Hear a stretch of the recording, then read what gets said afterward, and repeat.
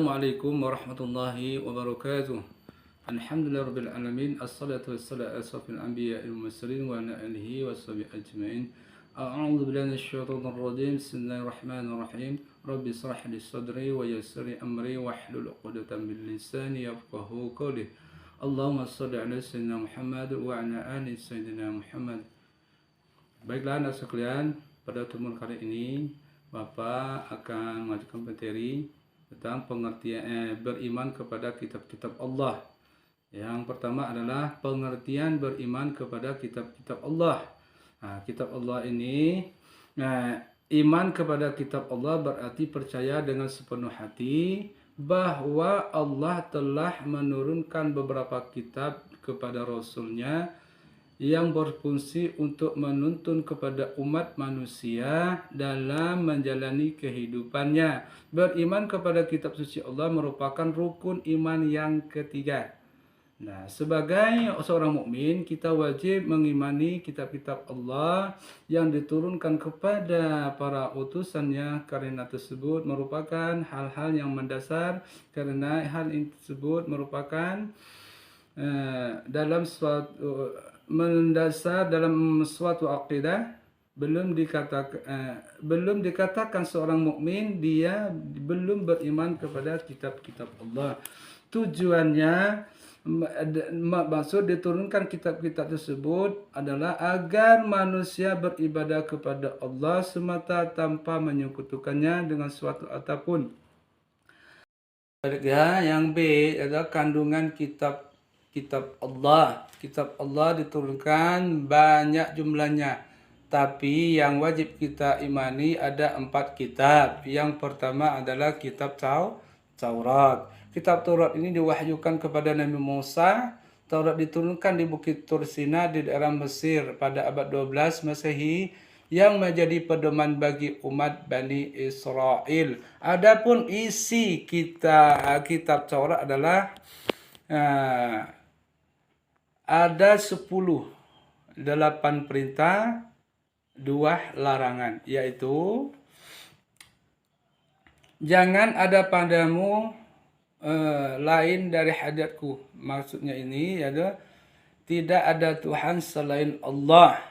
Dan yang kedua, jangan membuat patung ukiran dan jangan pula menyembah patung karena Tuhanmu. Dalam sini ada tidak boleh membuat patung dan ukiran, maka setelah buat patung jangan kau sembah, maka sembahlah Allah. Yang ketiga adalah jangan kamu menyebut nama Allah dengan sia-sia. Bagaimana itu? Yaitu jangan menyebut nama Allah sembarangan tempat atau mengatakan mengutus sebagainya. Dan keempat adalah jangan membunuh sesama. Allah melarang kita untuk membunuh sesama kita. Yang kelima adalah jangan berbuat zina. Berbuat zina itu banyak macam, yaitu jangan kau dekat di zina. Yang keenam adalah jangan mencuri. Mencuri ini adalah mengambil hak orang lain tanpa izin. Yang ketujuh adalah jangan menjadi saksi palsu. Dan selanjutnya jangan berkeinginan memiliki hak orang lain. Apa hak orang lain itu? Adalah besarnya dekat dapingan tanah, itu kita geser tiap hari. Jadi jangan mengambil hak orang lain. Ingatlah kamu akan hari Sabtu, hari Sabat itu hari Sabtu. Jadi supaya kamu mensucikan Allah Subhanahu wa taala. Berikanlah rahmat kepada Allah, nanti berbakti kepada kedua orang tua kita. Adalah kitab Zabur. Kitab Zabur adalah diwahyukan kepada Nabi Daud alaihissalam sekitar abad 10 sebelum Masehi di Suraya Darussalam, Israel. Kandungan kitab Zabur berisi tentang kumpulan puji-pujian kepada Allah atas segala nikmatnya. Selain itu berisi tentang zikir, doa, nasihat dan hikmah. Kitab Zabur merupakan petunjuk untuk kaum Nabi Daud alaihissalam. Baiklah, selanjutnya yang ketiga adalah kitab Injil. Kitab Injil ini kitab yang diturunkan kepada Nabi Isa alaihissalam sekitar abad pertama Masehi yang di daerah Yerusalem. Kandungannya adalah ajaran untuk hidup dengan zuhud. Karena pada masa itu orang-orang Yahudi sedang dilanda kerakusan, ketamakan pada harta. Nah, lainnya sama dengan kitab-kitab sebelumnya, namun sebagian menghapus hukum-hukum yang tertera dalam.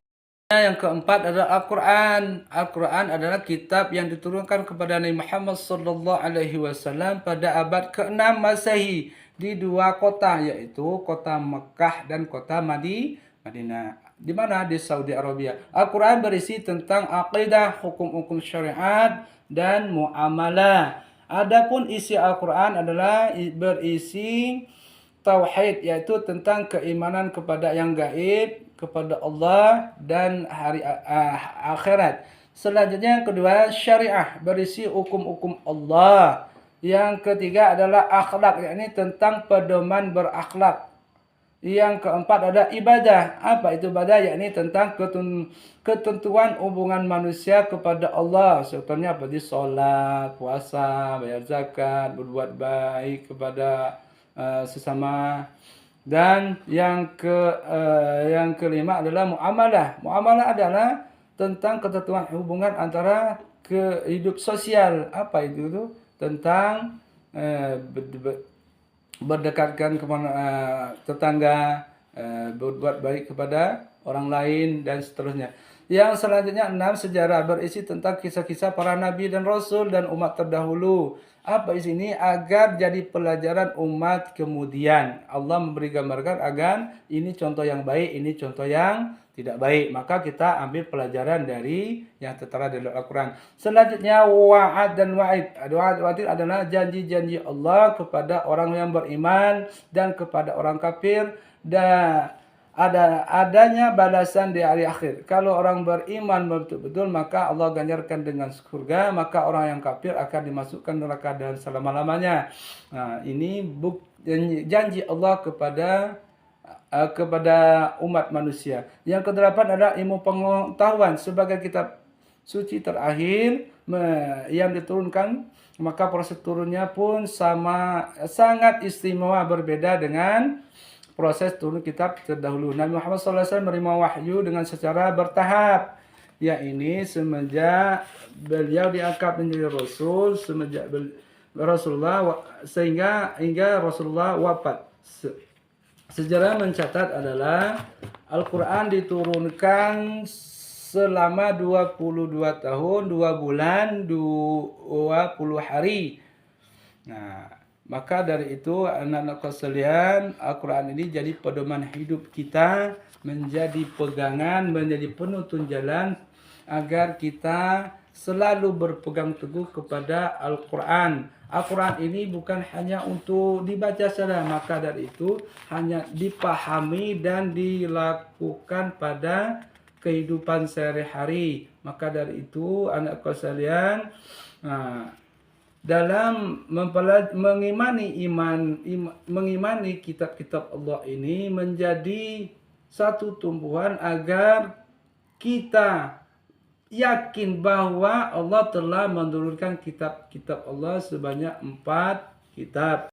Yang selanjutnya adalah menampilkan sikap mencintai Al-Quran sebagai kitab Allah, yaitu adalah mengamalkan dalam kehidupan sehari-hari. Al-Quran mengajarkan tauhid, syariah, dan akidah. Ajaran wajib dijalankan oleh setiap muslim. Al-Quran sumber utama dan setelahnya adalah hadis. Oleh karena itu, setiap muslim wajib mengamalkan seluruh isi Al-Quran sepanjang ia mampu. Tidak boleh memilih penerapan terhadap perintah ini. Ada seperti perintah solat, zakat, puasa, bahkan menerapkan ajaran yang baik dalam kehidupan terhadap sesama, bahkan menerapkan ajaran lain yang mendorong terciptanya suatu pekerjaan yang ridhoi Allah. Di samping itu, Al-Quran juga membuat larangan, yaitu diantaranya larangan syirik, kafir, munafik, menipu, mencuri, merampok, berjudi, dan berzina, membunuh, dan lain sebagainya. Maka perintah larangan ini adalah mengandung hikmah yang dalam bagi orang yang mengamalkan Al-Quran. Materi hari ini Bapak sampaikan, maka dari itu Bapak akhiri. Assalamualaikum warahmatullahi wabarakatuh.